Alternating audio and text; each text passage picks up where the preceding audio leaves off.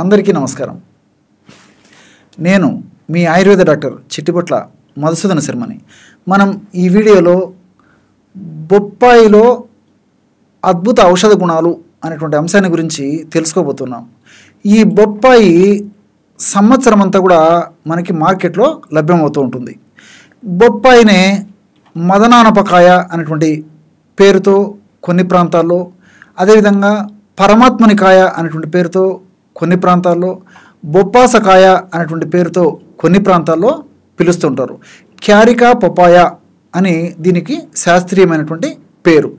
ఈ బొప్పాయి చాలామందికి ఆహార పరంగానే ఒక పండుగానే తెలుసు, కానీ ఇందులో ఎన్నో రకాలైనటువంటి ఔషధ గుణాలను ఉన్నాయన్నటువంటి విషయం చాలామందికి తెలియదు. ఈ బొప్పాయిలో పెప్పైను, కార్బైను, ఈస్టాడియాలు ఇలాంటి అనేక రకాలైనటువంటి కెమికల్స్ కూడా ఉన్నాయి. ఈ పెప్పైను జీర్ణ వ్యవస్థలో చాలా అద్భుతంగా పనిచేస్తుంది అన్నమాట. ఆహారం జీర్ణం చేయడానికి బొప్పాయి ఉన్నటువంటి పెప్పైన్ చాలా అద్భుతంగా పనిచేస్తుంది. అదేవిధంగా ఈ కార్బైన్ క్రిమిహరంగా పనిచేస్తుంది. ఈస్టాడియాల్ అనేటువంటి ఈ యొక్క పదార్థము ముఖ్యంగా గర్భవతులు 2-3 నెలల లోపల ఉన్నటువంటి ఈ గర్భవతులు ప్రథమ మాసాల్లో గర్భస్రావం అయ్యే పరిస్థితి ఈస్టోడియాల్ అనేటువంటి ఈ యొక్క పదార్థానికి ఉంది. ఇలా వివిధ రకాలైనటువంటి కెమికల్స్ వల్ల వివిధ రకాలైనటువంటి గుణాలు ఈ యొక్క బొప్పాయి కలుగజేస్తూ ఉంటుంది. ఈ బొప్పాయిని బాలింతలు అంటే పచ్చి బొప్పాయి ముక్కలను బాలింతలు తినడం వల్ల బాలింతలకి పాలు సమృద్ధిగా ఉత్పత్తి అయ్యేటువంటి పరిస్థితి ఏర్పడుతుంది. అట్లే ఈ ఆహారం అంటే మనం వండుకునేటువంటి ఆహారం త్వరగా పక్వం కావాలన్నా, ముఖ్యంగా మాంసాహారం లాంటివి వండేటప్పుడు ఆ ఆహారం బాగా త్వరగా పక్వం అయ్యి అటువంటి పక్వమైనటువంటి ఆహారం మనం తీసుకున్నప్పుడు బాగా సులువుగా జీర్ణం అయ్యేందుకు కూడా ఈ బొప్పాయిని వాడతారు. ఎలాగంటే ఆహారాలు వండేటప్పుడు కాస్త బొప్పాయి ముక్కలు వేయడం వల్ల త్వరగా ఆహార పదార్థాలు ఉడుకుతాయి. అదేవిధంగా అటువంటి ఆహారాన్ని మనం తీసుకున్నప్పుడు త్వరగా జీర్ణమయ్యేందుకు కూడా అవకాశం ఏర్పడుతుంది. బొప్పాయిని ఔషధంగా ఎలా వాడుకుంటారంటే అనేక రకాలైనటువంటి వ్యాధుల్లో ఈ బొప్పాయిని ఔషధంగా వాడుకుంటారు. ఆనల సమస్య, కార్న్స్ అనేటువంటి పేరుతో పిలుస్తూ ఉంటారు. అరచేతులు, అరికాళ్ళలో ఈ యొక్క ఆనల సమస్య వచ్చి చాలా ఇబ్బంది పెట్టేటువంటి పరిస్థితి కొంతమందిలో కలుగుతూ ఉంటుంది. ఈ బొప్పాయి పాలు అంటే ఈ బొప్పాయి చెట్టుకు కానీ లేకపోతే బొప్పాయి కాయకు కానీ మనం ఘాటులాగా పెట్టినప్పుడు పాలు వస్తాయి అన్నమాట. ఆ పాలను తీసుకొని ఆ ఆనెలు ఉన్నటువంటి ప్రాంతంలో అప్లై చేయడం వల్ల క్రమక్రమంగా ఆనెల సమస్య తగ్గిపోతుంది.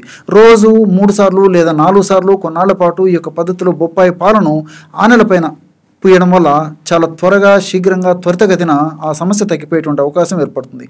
అదేవిధంగా ప్లేట్లెట్స్ కణాలు తగ్గిపోవడం ఈ రోజుల్లో ముఖ్యంగా వాతావరణం మారిపోయినప్పుడు అతి ముఖ్యంగా ఈ వర్షాకాలంలో చాలామంది వివిధ రకాలైనటువంటి జ్వరాలు, ముఖ్యంగా వైరల్ జ్వరాలు వచ్చినప్పుడు ప్లేట్లెట్స్ కణాలు తగ్గిపోతూ భయభ్రాంతులకు గురి చేసేటువంటి పరిస్థితి ఏర్పడి లక్షల రూపాయల ఖర్చు కూడా తప్పని పరిస్థితి నాగరిక సమాజంలో కలుగుతుంది. ఈ బొప్పాయి పండు మీద, బొప్పాయి కాయ మీద, బొప్పాయి మొక్క మీద సదవగాహన కలిగి ఉంటే మరి ఆ యొక్క ప్లేట్లెట్ల యొక్క సమస్య నుంచి, ప్లేట్లెట్ల వల్ల కలిగేటువంటి ఇబ్బందుల నుంచి తొలగించి ప్లేట్లెట్ల సంఖ్యను కూడా దేహంలో పెంచుకొని ఆ వైరస్ వల్ల కలిగేటువంటి ఇబ్బందుల నుంచి కూడా బయటపడవచ్చు. మరి ఈ ప్లేట్లెట్స్ కణాల యొక్క సంఖ్యను పెంచేందుకు బొప్పాయిని ఎలా వాడుకోవాలంటే 200 మిల్లీలీటర్ల నీళ్లలో 10 గ్రాములు బొప్పాయి ఆకుల యొక్క గుజ్జు, 5 గ్రాములు జీలకర్ర పొడి కలిపేసి పొయ్యి మీద పెట్టేసేసి బాగా మరిగించేసేసి 100 మిల్లీలీటర్ల నీళ్లు మాత్రమే మిగిలేటట్లు మరిగించేసేసి దించి వడగట్టేసి గోరువెచ్చగా ఉన్నప్పుడు 1 నుంచి 2 చెంచాలు 2 టీ స్పూన్లు తేనె కలిపేసి సేవించాలి. ఈ విధంగా రోజు ఒక్కసారి ఈ యొక్క ఔషధాన్ని ఈ పద్ధతిలో వాడుకోవడం వల్ల ప్లేట్లెట్స్ కణాలు చాలా త్వరగా పెరిగేందుకు ఈ యొక్క బొప్పాయితో తయారు చేసుకున్నటువంటి ఔషధం చాలా చక్కగా ఉపయోగపడుతుంది. అట్లే కీళ్లవాతం, ఈ కీళ్లవాత సమస్యలు కూడా బొప్పాయి చాలా అద్భుతంగా పనిచేస్తుంది. ఎలాగంటే 200 మిల్లీలీటర్ల నీళ్లలో ఒక బొప్పాయి ఆకు చిన్న చిన్న ముక్కలుగా చేసేసి వేసేసి 2 గ్రాములు శొంఠి చూర్ణము, 2 గ్రాములు జీలకర్ర చూర్ణం కలిపేసేసి పొయ్యి మీద పెట్టేసి 100 మిల్లీలీటర్ల నీళ్లు మాత్రమే మిగిలేటట్లు మరిగించి దించి గోరువెచ్చగా ఉన్నప్పుడు 1 చెంచా తేనె కలిపేసి సేవించాలి. ఈ విధంగా రోజు 2 సార్లు ఆ యొక్క ఔషధాన్ని ఈ పద్ధతిలో సేవించడం వల్ల ఈ కీళ్ల వాపు, రుమటాయిడ్ ఆర్థరైటిస్ అనేటువంటి కీళ్లకు సంబంధించినటువంటి వాపు, నొప్పి, పోటు, సలుపు, బాధ ఇలాంటివన్నీ కూడా ఈ యొక్క ఔషధం వాడుకోవడం వల్ల తగ్గిపోయేటువంటి పరిస్థితి ఏర్పడుతుంది. అట్లే ఈ యొక్క బొప్పాయి అవాంఛిత రోమాల మీద కూడా చాలా అద్భుతంగా పనిచేస్తుంది. ఈ బొప్పాయి పండు గుజ్జు తీసుకొని అందులో పాలు కలిపేసేసి ఒక క్రీమ్ లాగా పేస్ట్ లాగా తయారు చేసుకొని అవాంఛిత రోమాలు ఉన్నటువంటి ప్రాంతంలో రోజు 2 సార్లు బాగా రుద్దడం వల్ల కూడా ఆ అవాంఛిత రోమాలు క్రమక్రమంగా తగ్గడం మొదలై కంప్లీట్గా ఆ యొక్క అవాంఛిత రోమాల సమస్య తగ్గిపోతుంది. అంతేకాకుండా కొత్తగా అవాంఛిత రోమాలు రాకుండా ఉండేందుకు కూడా ఈ బొప్పాయి పండులో ఉన్నటువంటి ఈ యొక్క రసాయన పదార్థాలు అదేవిధంగా పాలు కలిపి వాడినటువంటి యొక్క ఔషధం వల్ల కలుగుతూ ఉంటుందన్నమాట. అట్లే నల్ల మచ్చలు లేదా మంగు మచ్చలు, ఇలాంటి నలుపు మచ్చలు, మంగు మచ్చలు ఇలాంటి సమస్య ఉన్నప్పుడు ఈ యొక్క బొప్పాయి పండు గుజ్జు అదేవిధంగా శ్రీగంధం పొడి, దీన్నే శాండల్వుడ్ పౌడర్ అనేటువంటి పేరుతో పిలుస్తారనమాట.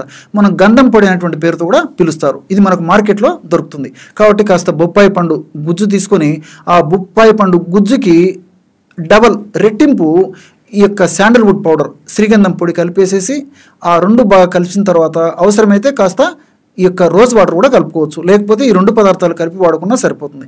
ఈ 2 పదార్థాలు బాగా కలిపేసేసి ఆ పేస్ట్ లాగా లేకపోతే క్రీమ్ లాగా తయారైన తర్వాత ఆ యొక్క పదార్థాన్ని నల్ల మచ్చలు లేదా ఈ యొక్క మెలాస్మా అనేటువంటి ఈ యొక్క మచ్చల మీద అప్లై చేసేసి, మంగు మచ్చలు వాటి మీద, నల్ల మచ్చలు లేదా మంగు మచ్చల మీద అప్లై చేసేసి ఒక అరగంట లేదా గంట సేపు ఉండేసేసి కడిగేసినప్పటికీ చాలా అద్భుతమైనటువంటి ఫలితాలు కలుగుతాయి. మరి ఈ యొక్క ఔషధాన్ని మాత్రం ఈ యొక్క మంగు మచ్చలు లేదా నల్ల మచ్చలకు వాడుకునేటప్పుడు ఇందులో ఉన్నటువంటి తీక్ష్ణత వల్ల రోజు వాడడం మంచిది కాదు. ముఖ్యంగా ఈ బొప్పాయి గుజ్జు తీక్ష్ణత్వం కలిగి ఉంటుంది కాబట్టి వారంలో ఒక్కసారి లేదా 2 సార్లు వాడుకుంటుంటే సరిపోతుంది అనమాట.